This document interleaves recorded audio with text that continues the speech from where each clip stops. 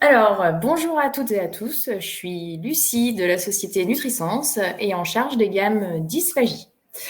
Aujourd'hui, j'ai l'honneur d'introduire un webinaire qui s'intitule L'exemple canadien de la prise en charge de la dysphagie grâce à l'IDDSI. Et ce webinaire va être animé par trois bénévoles de l'IDDSI qui sont actuellement basés au Canada.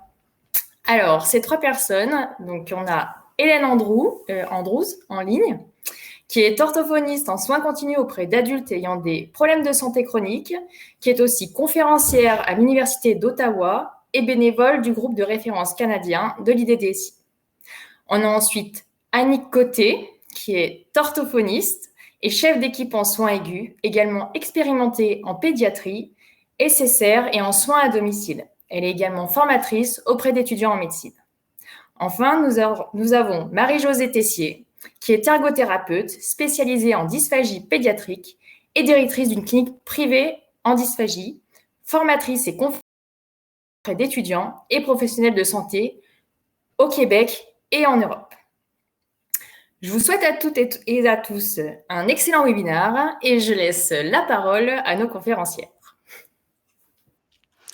Merci pour votre introduction, Lucie.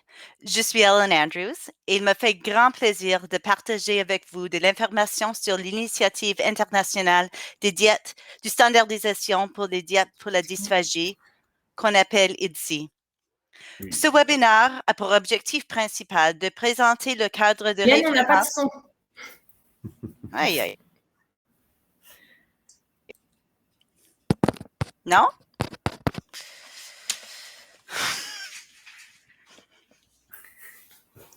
Pourtant, moi, je l'entends bien, Hélène. Mais oui, moi aussi. Oui.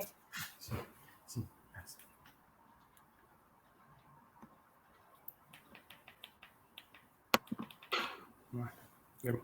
C'est bon.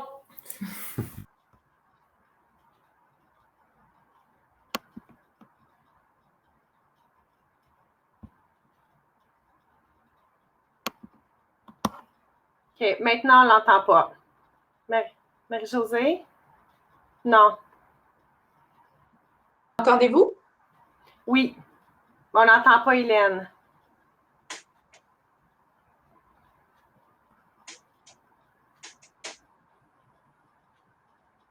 C'est étonnant parce qu'on l'entendait. Oui. Est-ce que vous m'entendez maintenant? Oui, très bien. Pardon, on a eu des problèmes techniques ce matin. La connexion du Canada. Alors, on va recommencer. Pardon pour ça. Il me fait grand plaisir de partager avec vous aujourd'hui de l'information sur l'initiative internationale de standardisation des diètes pour la dysphagie, qu'on appelle IDSI. Ce webinaire a pour objectif principal de présenter le cadre de référence qui a permis la création d'une nouvelle terminologie des diètes en dysphagie et le développement des normes internationales basées sur des évidences scientifiques. Nous passerons en revue les différentes méthodes pour tester à la fois les liquides et les aliments, dans le but d'offrir un moyen sécuritaire pour garantir que les personnes atteintes de la dysphagie puissent recevoir la texture des aliments et la consistance des liquides recommandés. L'Initiative internationale de standardisation des diètes pour la dysphagie aimerait remercier ses généreux commanditaires pour leur support continu. IDSI est une organisation internationale sans but lucratif composée de bénévoles. L'industrie n'a pas contribué à la conceptualisation du cadre de référence, ni les publications et les ressources IDSI. Voici nos objectifs pour aujourd'hui. Pour contextualiser notre discussion, je vais tout d'abord partager avec vous notre perspective canadienne. Ensuite, j'aurai le plaisir de passer la présentation à Marie-Josée Tessier, qui abordera quelques notions sur la déglutition, la dysphagie et le développement d'IDSI. Par la suite, Annick Côté nous expliquera les méthodes de test IDSI permettant d'évaluer la consistance des liquides et des aliments. Je finirai la présentation en partageant les ressources qui sont disponibles pour faciliter la mise en œuvre de l'Initiative internationale de standardisation des diètes pour la dysphagie dans votre milieu. Et bonjour du Canada. Il est présentement 8 heures du matin ici. Annick et moi, nous sommes à Ottawa, en Ontario, la capitale du Canada. Nous avons le plaisir de travailler ensemble depuis près de 18 années. Marie-Josée Tessier se trouve à 200 km d'Ottawa, sur la rive sud de Montréal, au Québec. J'ai eu le plaisir de faire sa connaissance grâce à cette présentation. Marie-Josée, Annick et moi sommes des bénévoles pour le groupe de référence canadien de l'IDSI. Autour du monde, il y a plusieurs groupes de bénévoles qui tentent de favoriser l'implantation de l'IDSI pour s'assurer que les personnes atteintes de dysphagie puissent recevoir les meilleurs soins. Au Canada, le traitement de la dysphagie n'appartient pas à une seule profession, mais est un acte partagé entre les diététistes, les ergothérapeutes et les orthophonistes, qui évaluent et traitent les personnes dysphagiques. Le travail en interdisciplinarité est souhaité dans les différents milieux de soins. De plus, IDSI est largement supporté par les associations professionnelles et les programmes universitaires. Au Canada, l'IDSI n'est pas un standard légiféré. L'IDSI est supporté par l'Association canadienne des ergothérapeutes, les diététistes du Canada, Orthophonie et Audiologie Canada et la Société canadienne de la gestion de la nutrition.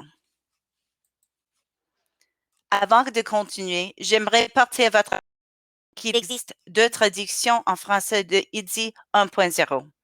La traduction canadienne a été publiée en août 2017 et la traduction européenne en janvier 2018. C'est notre souhait d'uniformiser un jour les 2 traductions en français de l'IDSI 2.0. Durant notre présentation aujourd'hui, nous utiliserons la terminologie européenne, malgré que certaines des ressources ont été créées en français canadien. Heureusement, les chiffres et les couleurs qui désignent chaque niveau sont des standards identiques et internationaux. Je laisse maintenant la parole à Marie-Josée Tessier. Bonjour. Alors, ici, vous voyez dans la vidéo la déglutition, qui est un processus neurophysiologique qui assure le passage des liquides, des aliments, de la salive et des médicaments de la bouche vers l'estomac. C'est un processus très complexe qui assure la synchronisation de 40 paires de muscles, l'intégration de 6 nerfs crâniens, l'implication du système nerveux autonome et le contrôle respiratoire. Comme vous le voyez, ce processus comprend 4 phases.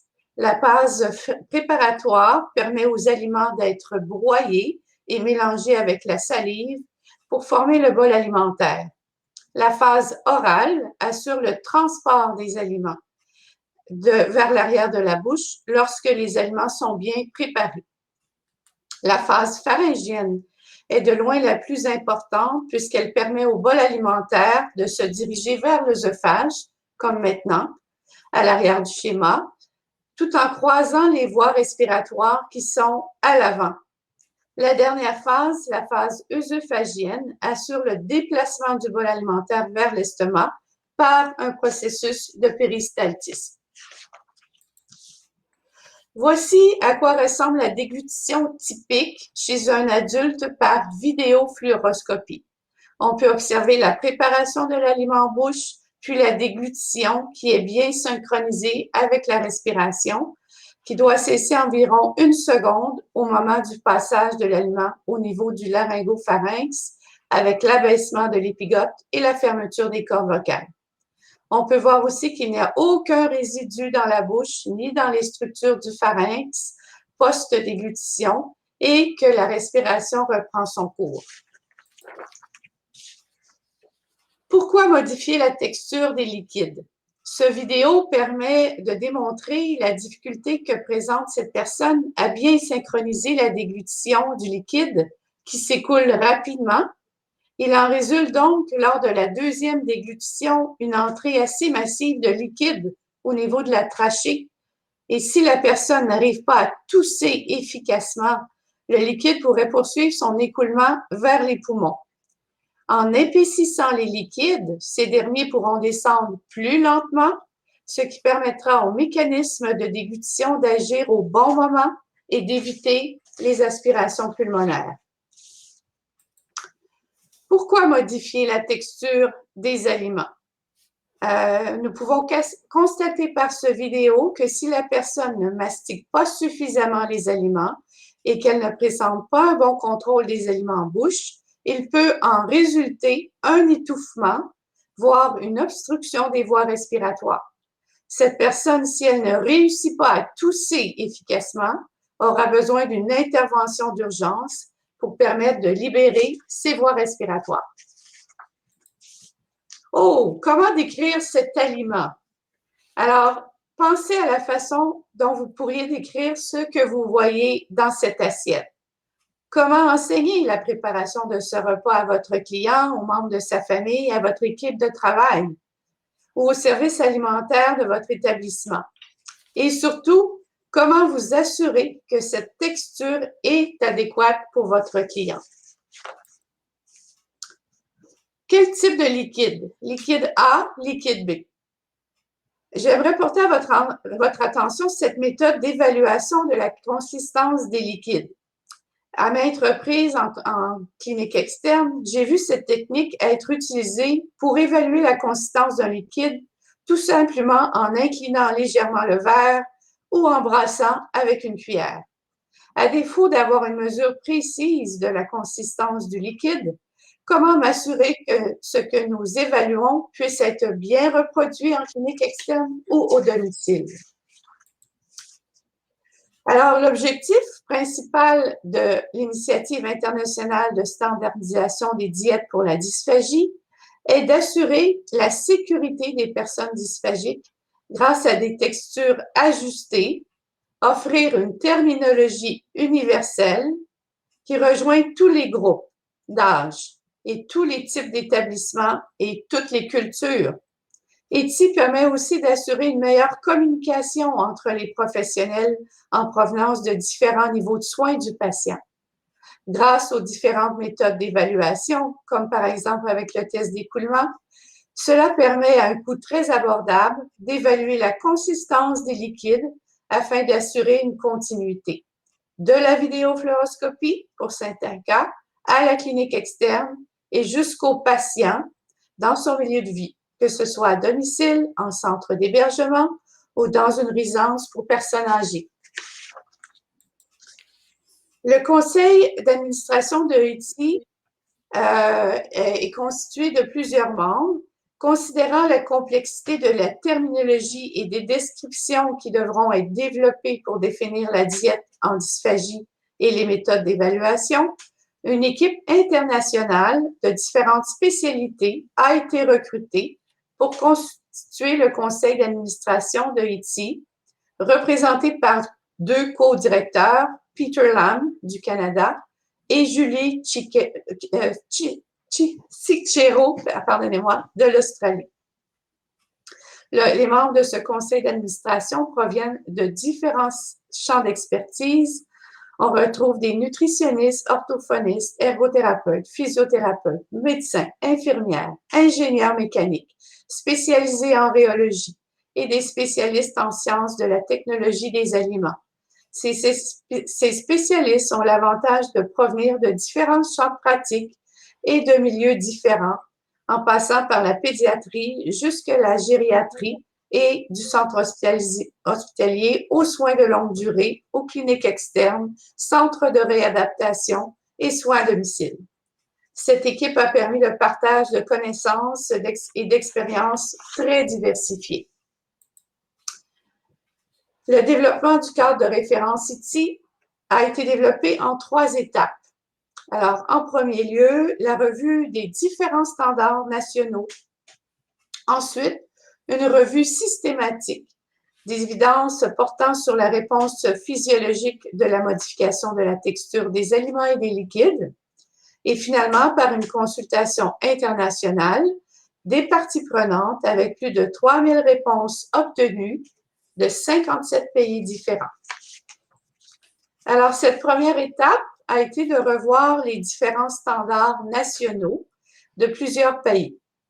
Durant la dernière décennie, plusieurs pays tels que l'Australie, l'Irlande, le Japon, la Nouvelle-Zélande, la Suisse, l'Angleterre et les États-Unis ont développé des standards au niveau de la terminologie et des définitions concernant les aliments et les liquides à texture modifiée.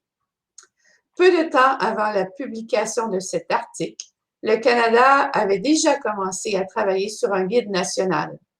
D'autres pays comme l'Espagne, le Brésil et le Pays-Bas ont également été consultés.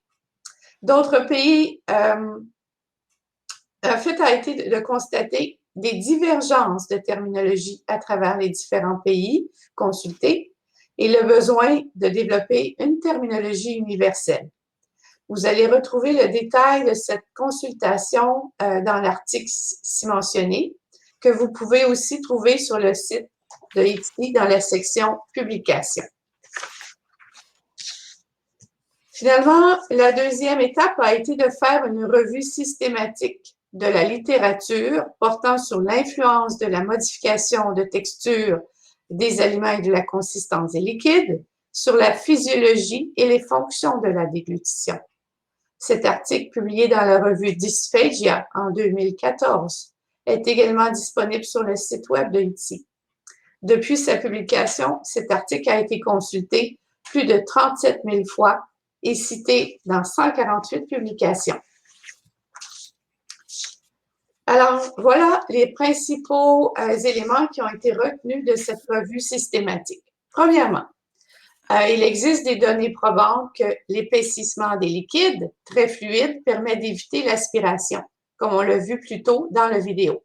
Il existe aussi des données probantes qu'une texture ou une consistance trop épaisse peut mener à l'accumulation de résidus au niveau oral ou pharyngien.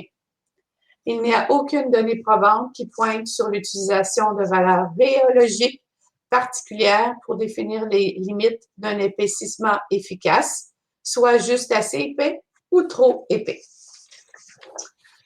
Il existe également des preuves que les aliments solides et de consistance plus épaisse nécessitent plus d'efforts dans la préparation orale et la déglutition.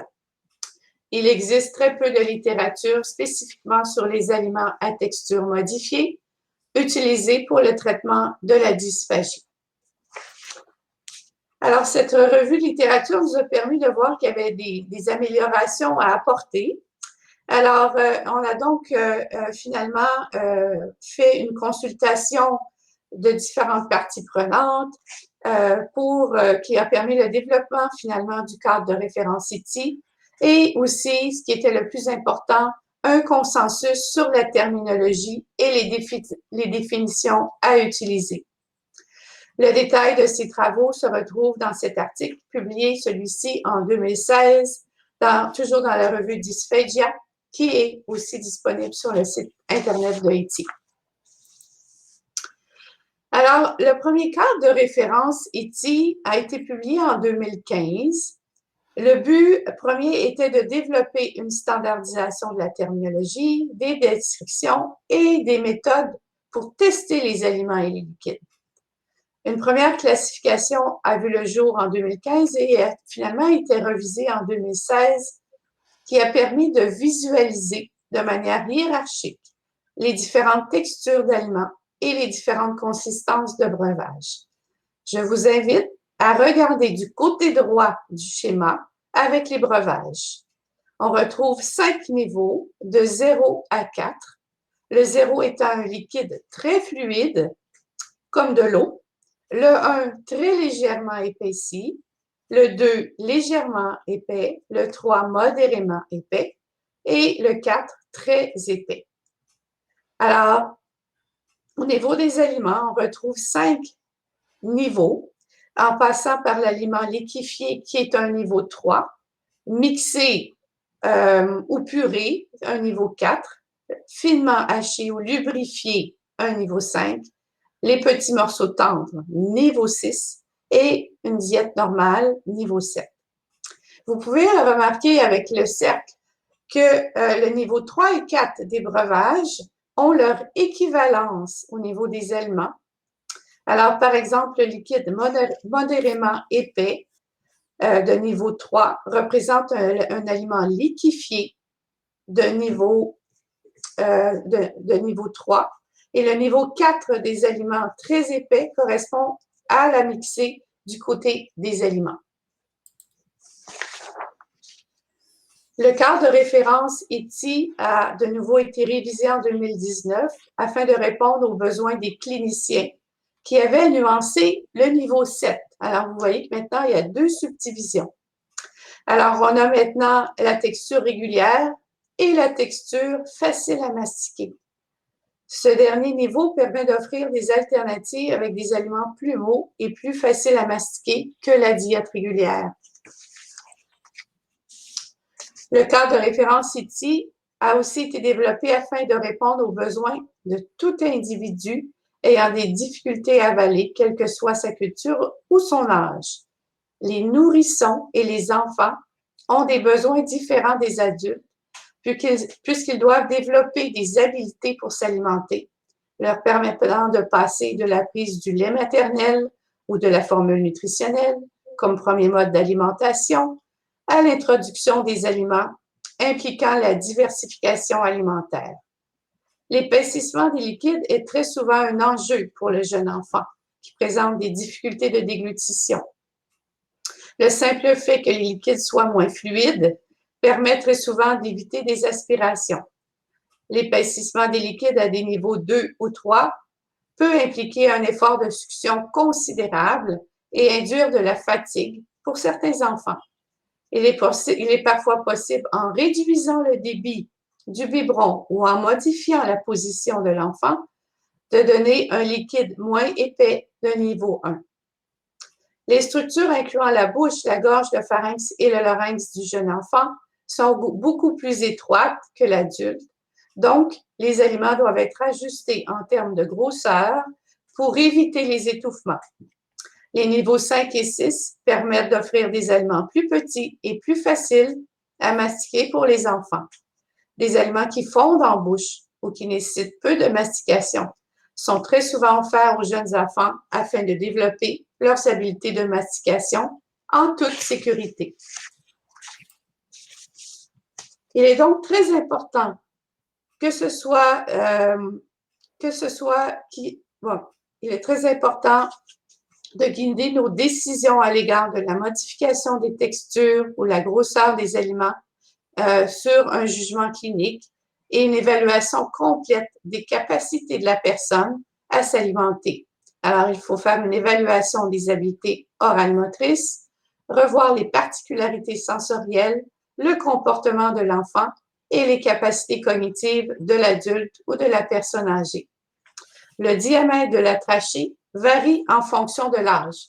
Alors, selon les données d'autopsie, on sait que chez les jeunes enfants, il y a un diamètre de 4 à 6,5 mm chez les enfants de 0 à 20 mois et pouvant aller jusqu'à 7 à 8 mm chez les enfants de 18 à 36 mois.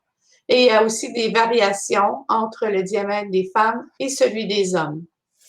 Alors, il était donc important de minimiser le risque d'étouffement, justement afin d'éviter d'obstruer les voies respiratoires. Et la question est souvent, à quel moment doit-on passer de la taille des particules pédiatriques à la taille adulte? Alors, c'est souvent à l'âge de la puberté, chez les filles entre 10 et 14 ans et les garçons 12 à 16 ans. Il peut s'avérer aussi d'avoir des recommandations médicales qui confirment que la croissance trachéale de l'enfant est suffisante pour minimiser le risque d'étouffement. Alors, j'aimerais terminer ma présentation par un petit exemple clinique d'une petite fille que j'ai suivie de 12 mois, prématurée de 29 semaines, qui présentait une dysphagie au liquide.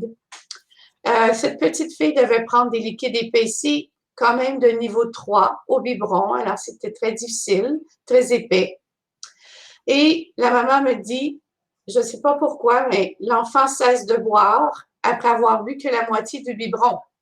Alors, les parents étaient inquiets pour la prise de poids, qui est souvent un grand défi pour les enfants prématurés. Alors, j'ai proposé aux parents de faire la méthode de test avec la seringue et on a pu constater que le liquide devenait plus épais avec le temps, que la fillette était donc plus en mesure d'avoir une succion assez forte pour prendre un liquide épais. C'est la raison pourquoi elle cessait de boire au milieu de son biberon. Alors, nous avons proposé de réchauffer à nouveau son biberon pour un peu liquéfier notre liquide. Et finalement, avec cette méthode, elle pouvait terminer son biberon, évidemment, à la grande satisfaction des parents et de ses intervenants. Je passe la parole maintenant à Annick. Merci, Marie-Josée. Passons maintenant à une brève description des divers tests développés par ITSI. Ce survol a pour but de souligner leur simplicité. Elles peuvent être utilisées tant par un clinicien en dysphagie que par les services de nutrition afin de s'assurer d'offrir des aliments conformes aux recommandations permettant de pallier aux difficultés dues à la dysphagie. De plus, elles sont faciles à enseigner. Pour ma part, l'utilisation de la nomenclature ITSI a facilité l'éducation offerte aux clients et à leurs familles. Certains termes utilisés auparavant, tels que épais, mou ou petit, étaient vagues et ambigus. Maintenant, à l'aide de tests simples et de critères bien définis, nous pouvons plus facilement décrire ce qu'on entend par exemple petit morceau tendre ou bien finement haché et lubrifié. Qui n'a jamais évalué la consistance des liquides en utilisant une cuillère ou en regardant le liquide couler et dire « Ah, c'est à peu près bien épaissi ». Fini les devinettes. Le test d'écoulement permet d'évaluer la consistance des liquides. Ce test est rapide et il peut se faire autant à la maison, au restaurant qu'en institution. Voici une démonstration du test d'écoulement ITSI.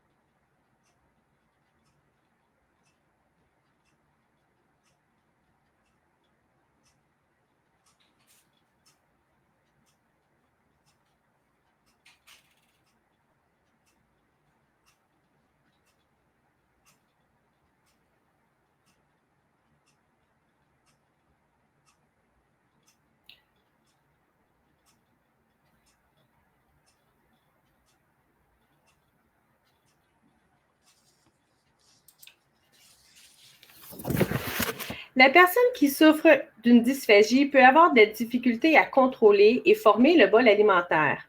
Elle doit être en mesure de manipuler la nourriture de façon sécuritaire avec... Oh, pardon. Oui, c'est ça, de façon sécuritaire, avec un bol alimentaire assez humecté, pas trop sec ou liquide.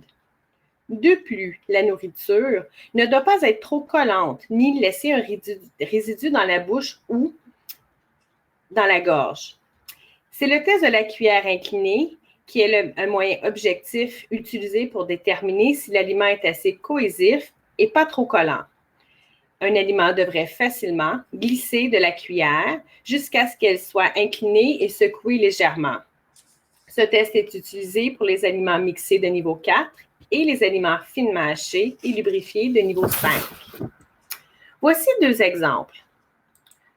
Pour des raisons de sécurité, le bol alimentaire doit être assez cohésif pour conserver sa forme, mais pas collant.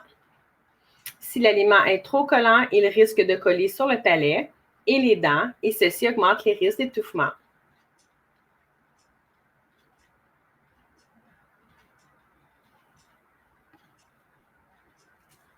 Dans ce dernier exemple, l'aliment est trop collant. Il n'est pas assez cohésif et pas assez moelleux. Le test de la fourchette, lui, permet de s'assurer de la cohésion d'un échantillon d'aliments mixés, d'évaluer la grosseur des morceaux d'un échantillon d'aliments finement hachés et lubrifiés. Enfin, il permet de déterminer si l'aliment est assez tendre pour rencontrer les critères du niveau 6, petits morceaux tendres. Voici un court vidéo du test de la fourchette. Les aliments qui sont conformes au niveau 5, hachés et lubrifiés, oh, il est à court, lui, doivent être mous et humectés. La grosseur des particules ne doivent pas être plus gros que 4 par 4 par 15 mm chez l'adulte et de 2 par 2 par 8 chez les enfants.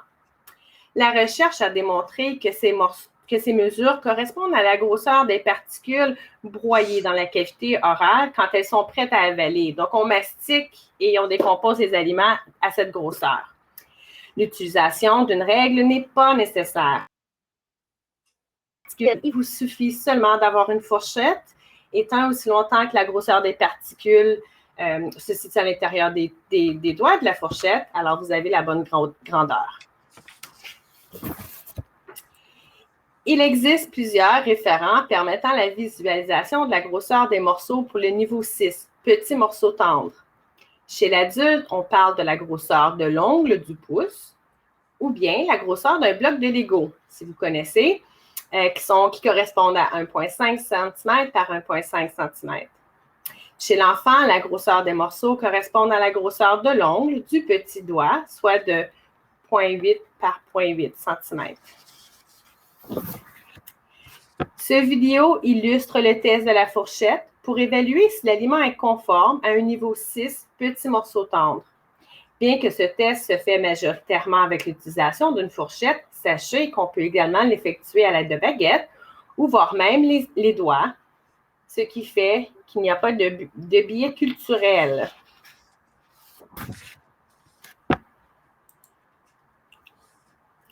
Voici quelques photos démontrant le travail interdisciplinaire. Ici, la diététiste et l'orthophoniste de l'hôpital Saint-Vincent effectuent leur premier test ITI. L'apprentissage a été facile car les critères sont bien définis et ITI offre des grilles de testing pour faciliter le travail. Tous les produits peuvent être évalués, tant les produits commerciaux que les aliments préparés à la maison. Pour assurer la fidélité du test, les produits commerciaux peuvent être évalués à 2 reprises, alors qu'à la maison, on évalue la texture ou la consistance du repas tout juste avant de le servir. Les bénéfices sont nombreux. ITI est facile à apprendre, basé sur les faits scientifiques, les tests sont pratiques, vous n'avez besoin que d'une seringue, d'une cuillère ou d'une fourchette. Ces tests se font n'importe où et une fois implantés à travers leur continuum de soins, nous parlerons tous de la même chose. Alors, adieu les morceaux trop grands. Qui sont trop grands. On peut maintenant dire quelle est la grosseur maximale des morceaux d'un aliment finement haché et lubrifié, c'est-à-dire que le morceau ne doit pas être plus gros que l'espace entre les dents d'une fourchette. Ceci est maintenant un exemple d'un selon le code de couleur et correspondant au niveau ITI. On voit comment il est facile de repérer les aliments qui ont été évalués. Alors maintenant, c'est fini les questions du genre « Est-ce que je peux manger des carottes ou du bœuf? » La réponse, c'est que ça dépend. Ça dépend comment l'aliment a été apprêté. Ça dépend de la recommandation. L'aliment doit avoir tel ou tel critère. Donc, par exemple, si le bœuf est du niveau 6, petit morceau tendre, on doit vraiment s'assurer que l'aliment est tendre, c'est-à-dire écrasable à la fourchette, et que le morceau soit coupé pas plus gros que 1,5 cm par 1,5 cm pour un adulte. Ce qui correspond bien sûr à la grosseur de l'ongle d'un pouce ou d'un bloc de Lego. Alors voilà, je passe la parole à Hélène.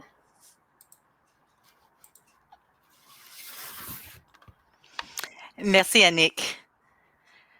Et il y a beaucoup de ressources pour supporter votre implémentation du standard. Vous pouvez trouver un grand nombre de ressources et d'informations sur le site internet idi.org. Tout est gratuit. L'IDI est répandu autour du monde. Il existe déjà 19 traductions complétées et une autre douzaine en développement. Vous pouvez facilement obtenir une copie des diagrammes et des descriptions détaillées de l'IDI sur le site web idi.org. Et comme vous voyez dans l'image, nous avons marqué les 2 traductions en français. Vous pouvez trouver également les définitions détaillées de presque chaque niveau des pyramides, de plus que des instructions complètes pour les méthodes de test. Le niveau 7, facile à mastiquer, n'est pas encore inclus dans les traductions en français, mais est inclus dans plusieurs autres ressources. Sur idzi.org, vous trouverez des outils comme cette aide-mémoire du test d'écoulement pour faciliter le partage de cette méthode de test dans votre milieu. Voici une excellente résumé des niveaux des pyramides et les méthodes de test qui est disponible sur le site Internet en français et en anglais. Heureusement, les descriptions du niveau 7, faciles à mastiquer, y sont inclus. Restez à l'afflux des nouvelles d'IDZI à travers le bulletin électronique où vous pouvez découvrir les webinaires à venir, les nouvelles ressources, les idées d'implantation d'autres organisations et bien plus encore. Il y a aussi une chaîne YouTube. Sur YouTube, vous trouverez des capsules d'informations et des webinaires sur différents sujets, dont les méthodes de test que nous avons vues aujourd'hui. Et voici quelques autres vidéos en français que vous pouvez regarder. Marie-Josée et Annick figurent parmi les présentatrices de l'IDZI 101 de l'an passé. Cette vidéo élabore en plus de détails que notre présentation aujourd'hui les méthodes de test. Il existe aussi une application gratuite IDZI sur les sites Apple et Google. Cette application fonctionne même quand le Wi-Fi n'est pas disponible. Vous pouvez donc avoir un accès à IDZI en tout temps. Et voici plusieurs exemples de produits pour la dysphagie basés sur la terminologie IDZI. L'utilisation d'une nomenclature standard et internationale facilite la communication clinique, le développement de produits alimentaires et le bien-être des personnes atteintes de la dysphagie. Et nous sommes maintenant rendus à la période des questions. Encore une fois, merci à nos généreux commanditaires qui ont aidé à supporter IDZI et à NutriSense qui a permis la réalisation de cette présentation aujourd'hui. Merci beaucoup Hélène, Annick et Marie. Cette très bonne intervention. On va donc passer à la réponse aux questions. Je vous laisse donc poser les questions dans le chat.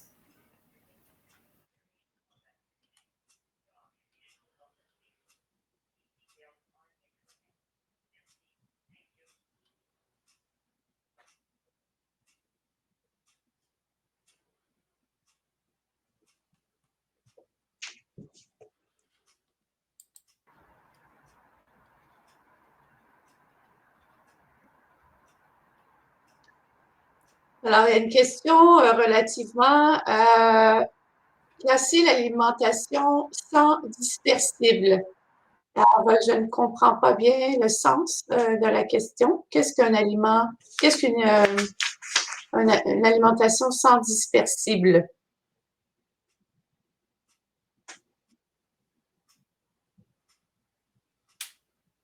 Est-ce que la personne est-ce que vous pouvez m'aider ou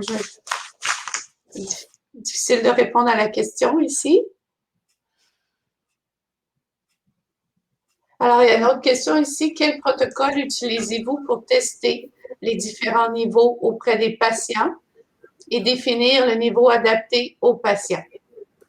Alors, c'est sûr qu'à la base, il faut procéder à une évaluation complète du patient pour voir quelles sont, comme on le disait plus tôt, ses habiletés orales motrices, ses habiletés, s'il y a des particularités sensorielles, le comportement, les habiletés cognitives, le positionnement. Il y a beaucoup nous avons à faire un protocole complet d'évaluation pour connaître les capacités et incapacités de l'individu à s'alimenter, pour que par la suite, on puisse définir quel aliment cette personne peut prendre en toute sécurité.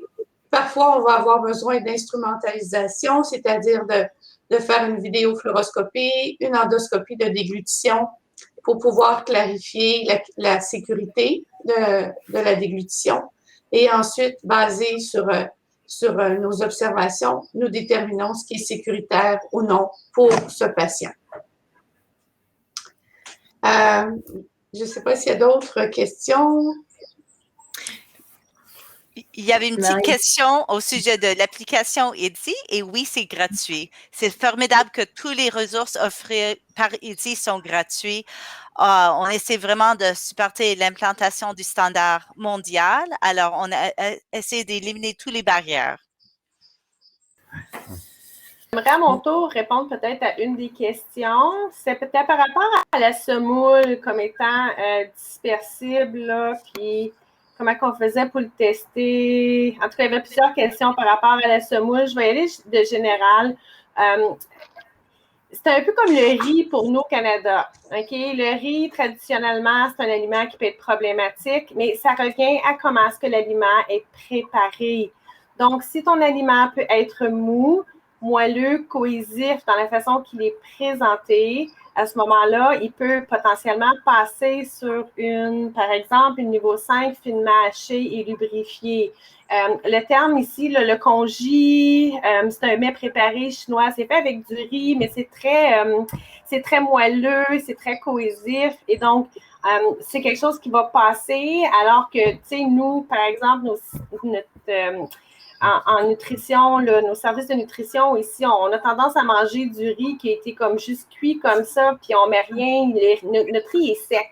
Il est sec, il est fragmenté. Donc, effectivement, le bol alimentaire ne sera pas cohésif et donc, il ne passerait pas, mais c'est dans la façon qu'on le prépare. Donc, peut-être qu'un riz en casserole avec une sauce va plus passer. Fait que j'espère que ça répond qu'il ne faut pas regarder à chacun des aliments comme étant un aliment, mais vraiment dans la façon qu'on le prépare pour qu'il rencontre les critères des différents niveaux de IDSI.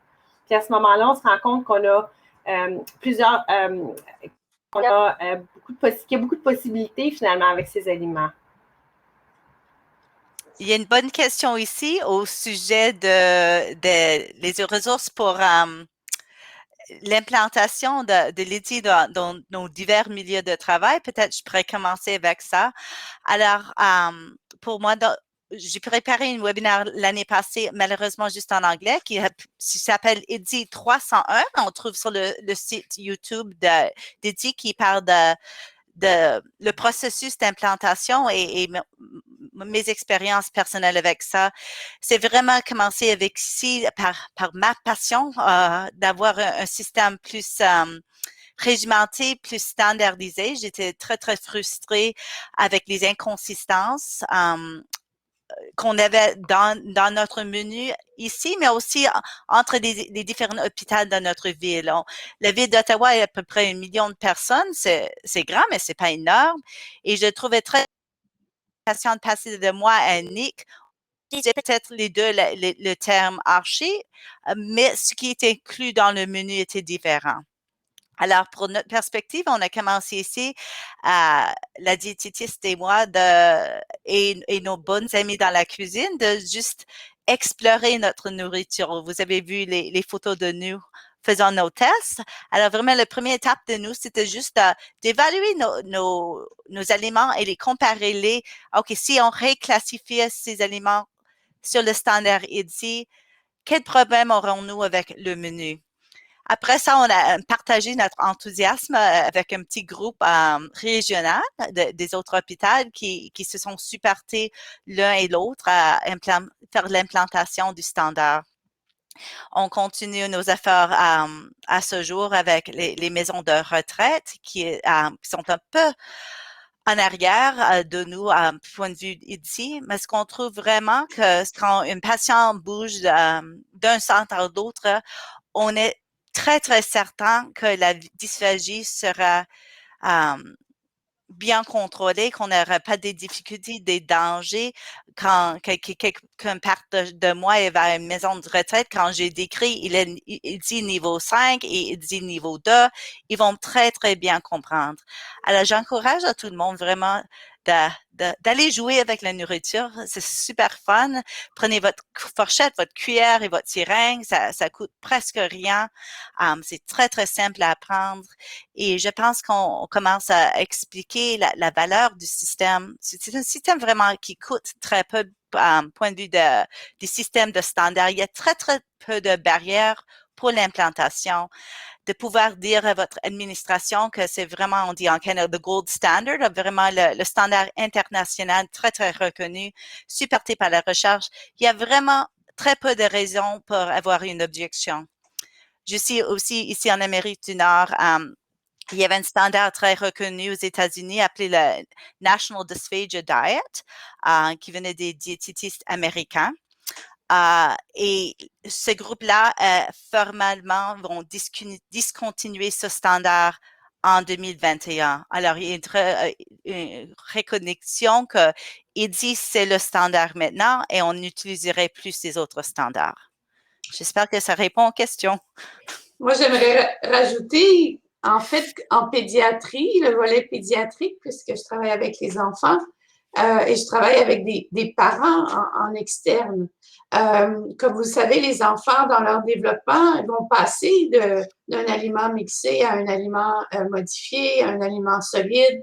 Il faut baser, évidemment, nos recommandations sur les capacités de l'enfant.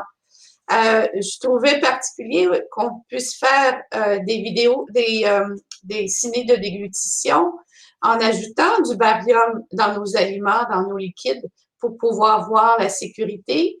Et on n'avait pas non plus de standard. On en avait quand même, mais pas aussi précis que ce que nous apporte ici. Alors, ce qui fait en sorte que c'est beaucoup plus facile maintenant de faire un passage plus adéquat et plus sécuritaire de l'examen de vidéofluoroscopie au centre de réadaptation où je travaille et ensuite avec les parents avec qui je travaille, qui sont de cultures très différentes. Montréal est très multiculturel. Alors, comme le disait Annick, je ne suis plus obligée de faire des listes d'aliments sécuritaires. Je ne suis plus obligée de faire de listes d'aliments qui sont à risque d'étouffement, puisqu'on se base beaucoup sur justement la texture, la consistance des aliments et des liquides. Et donc, ça facilite beaucoup pour les parents la reprise des recommandations. Ils peuvent à la maison être autonomes pour pouvoir reprendre et vérifier que les aliments sont bien adaptés. Alors, pour moi, ETI a été une vraie révélation. Dès que j'ai commencé à m'intéresser à cette méthode, j'ai tout de suite vu ce que ça pouvait apporter à nos familles pour rendre l'alimentation plus sécuritaire. Il y a deux questions ici. Il y en a une, c'est les médecins qui ont prescrit les régimes mixés ne nous prescrivent jamais si c'est morceau ou du lisse. En fait, un régime mixé de niveau 4 doit être lisse, doit être cohésif. Il ne doit pas y avoir de grumeaux, de particules, de morceaux. Donc, oui, il sera lisse. S'il y a un morceau, mais c'est à vous de juger si votre client est en mesure de tolérer des morceaux. C'est à vous d'établir c'est quoi la grosseur de morceaux qui sont capables de façon sécuritaire de tolérer. Est-ce que c'est des morceaux qui correspondent à un niveau 5, finement haché et lubrifié, ou c'est des morceaux de grosseur qu'on retrouve sur un niveau 6, petits morceaux, voyons, tendres pour vous. Donc, je pense qu'il faut un peu changer notre façon qu'on conceptualise la dysphagie puis nos fameux régimes dysphagiques. C'est deux choses différentes. Vous avez vos régimes, puis voici comment on les décrit. Puis ensuite, il y a notre client avec une dysphagie, puis qu'est-ce qui va assurer sa sécurité dans nos interventions. J'ai une deuxième question ici encore sur la semoule, là, si on peut la mettre dans une purée au niveau 4. Ma réponse, si vous êtes capable de la mettre dans le blender puis qu'il n'y a plus de morceaux, la semoule se met dans la purée. Mais c'est à voir si dans votre mixeur, là, c'est quand vous faites votre purée, si la semoule se défait là, en plus petits morceaux. Ouais, ben en fait, ça mélange bien au restant là, pour qu'il n'y ait pas de grumeaux, que ce soit lisse et voilà, et cohésif. Il y a également une question relativement à la médication. Alors, c'est important d'inclure dans notre évaluation les capacités de la personne à pouvoir prendre ses médicaments, que ce soit des médicaments liquides, que ce soit des pilules, que ce soit... Il faut vraiment regarder aussi ce qui est sécuritaire. Et dans certains cas, on peut épaissir un liquide, un médicament liquide, pour qu'il soit aussi sécuritaire au niveau de la déglutition. On peut aussi broyer des médicaments. On peut les mélanger avec une petite purée.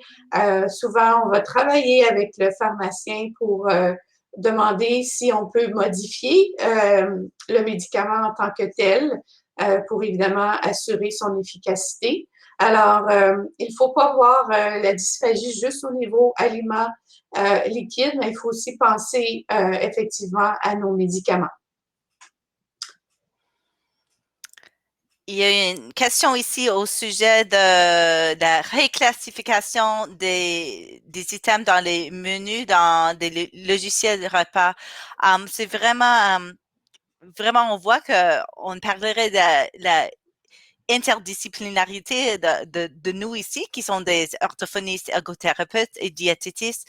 Mais il faut vraiment pas oublier nos partenaires dans la cuisine, dans vos services d'alimentation. C'est important de travailler en collaboration avec eux. Bien sûr, l'organisation des systèmes d'alimentation, certainement dans des grandes institutions, est assez compliquée.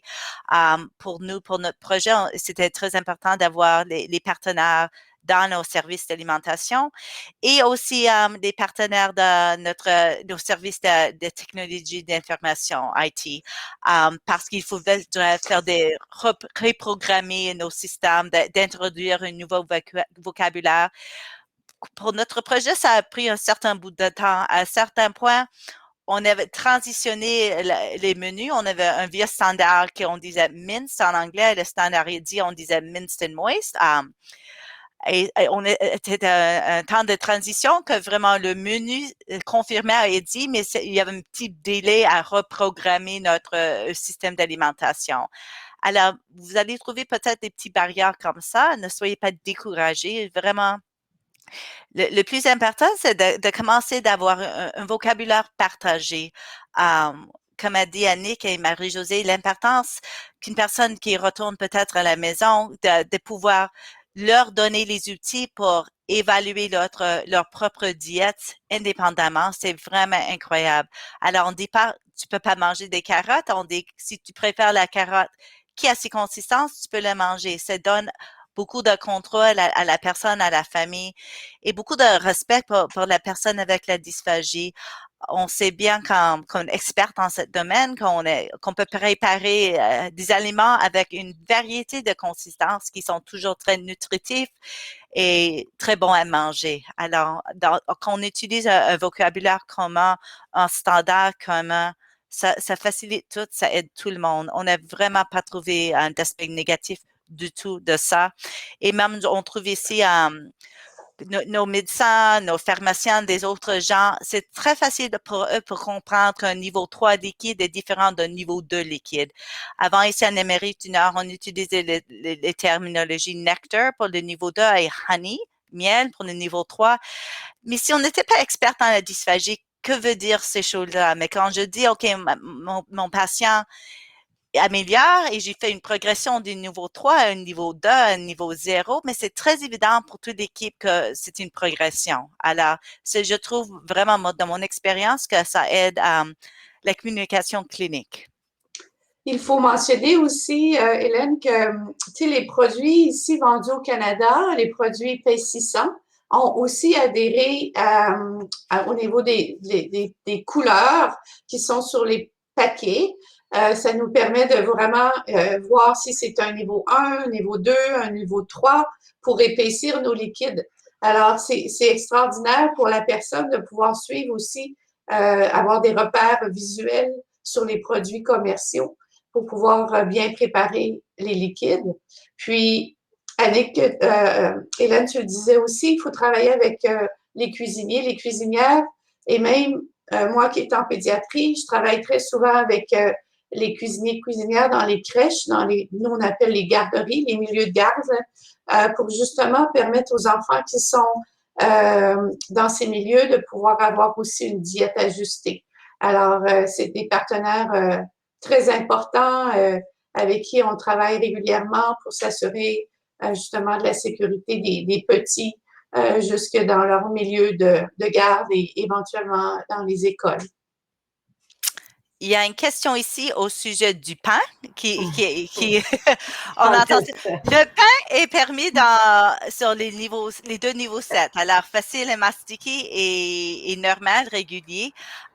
Certainement, dans notre milieu, nous avons des produits de pain en purée, mixés, que nous achetons d'un fabricant des aliments pour les hôpitaux. Alors, ça existe ici en Amérique du Nord au moins. Certainement, c'est là de travailler avec les cuisiniers, les diététistes, de développer un menu qui a la variété, la nutrition, mais on sait que le pain est très souvent lié à l'étouffement. Alors, il y a des raisons que c'est mis sur les diètes plus avancées. Puis si vous avez la chance d'avoir un service de nutrition qui est créatif, qui font la nourriture, qui ont le budget, le personnel, allez sur YouTube, il y a des options pour le pain, même pour le niveau 5, finement haché et lubrifié. Ils transforment le pain en haché finalement, puis ils le reconstruisent avec un moule. Donc, YouTube aussi, il y a des vidéos, il y a des gens à travers le monde qui ont été hyper créatifs à essayer d'adapter. Fait que le pain, c'est dans sa forme actuelle, c'est un niveau 7, mais il y a des options. C'est juste, il faut être créatif pour qu'il rencontre les critères de chacun des niveaux qui ont été recommandés. Il y a une autre question ici au sujet de s'il n'y a pas d'orthophoniste pour faire l'évaluation.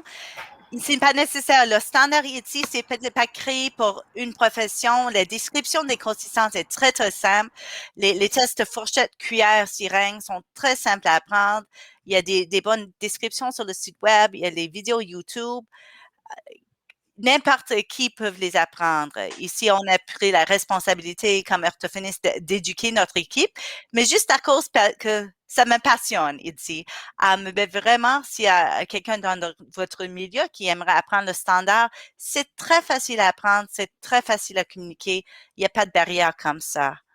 Une autre question concerne les liquides stimulants eau pétillante, liquides très frais. Ils sont les zéros. C'est vraiment le seul standard d'évaluation des liquides, c'est le test du seringue qui est un test de la fluidité du liquide.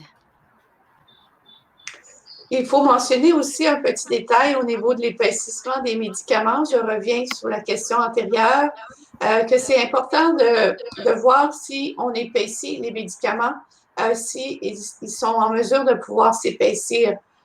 Ici, on utilise souvent un médicament pour permettre aux enfants d'avoir une bonne élimination. On appelle le laxédé, qui est des fibres qu'on ajoute. Et lorsqu'on essaie d'épaissir les liquides qui contiennent ce médicament-là, on n'arrive pas à le liquéfier, à l'épaissir. Alors, avec les seringues, c'est un autre exemple où on peut vraiment s'assurer que les médicaments qu'on a préparés conviennent aussi à un bon niveau. Alors, c'est simple et puis ça peut se faire dans tous les milieux.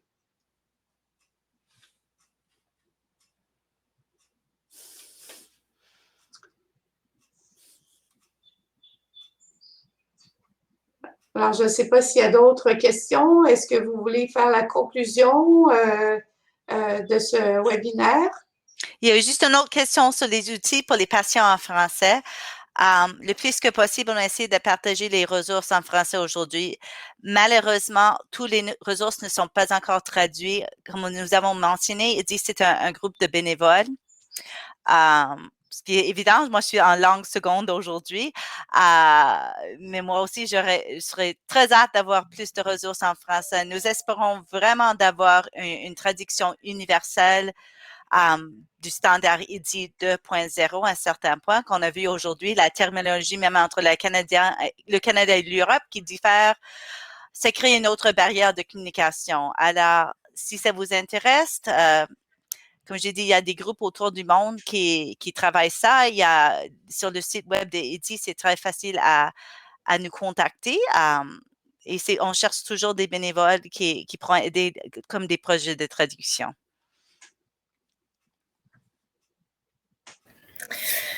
Merci pour les réponses aux questions. Moi, j'avais des questions complémentaires qui me semblaient importantes.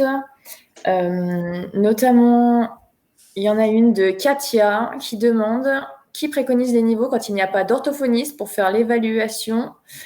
Est-ce que l'évaluation doit être faite pour une infirmière ou une aide-soignante? Alors, je ne sais pas votre système chez vous qui fait l'évaluation clinique de la dysphagie ou c'est l'orthophoniste, la diététiste, l'ergothérapeute, dépendant de votre contexte, votre milieu.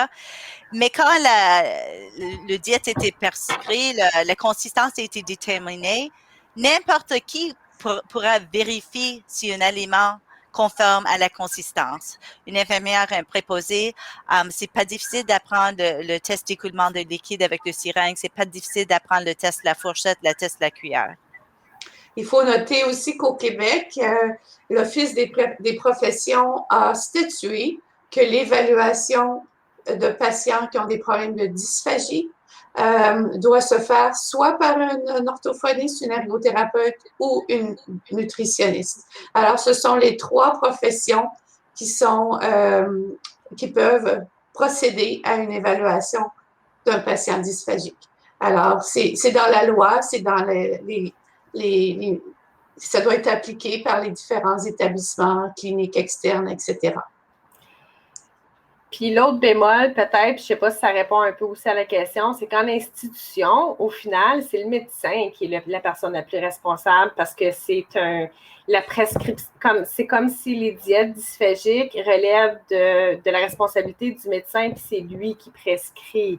Donc, ça ne veut pas dire que c'est lui qui connaît le mieux toutes les différentes textures et les possibilités en gestion de la dysphagie, mais en institution, c'est le médecin qui prescrit. Donc, nous, on recommande, le médecin prescrit, mais ça ne s'applique pas une fois qu'ils sont rendus nécessairement à la maison puis en communauté. Donc, vous voyez qu'il y a des nuances un peu en fonction de là où on travaille aussi pour certaines choses.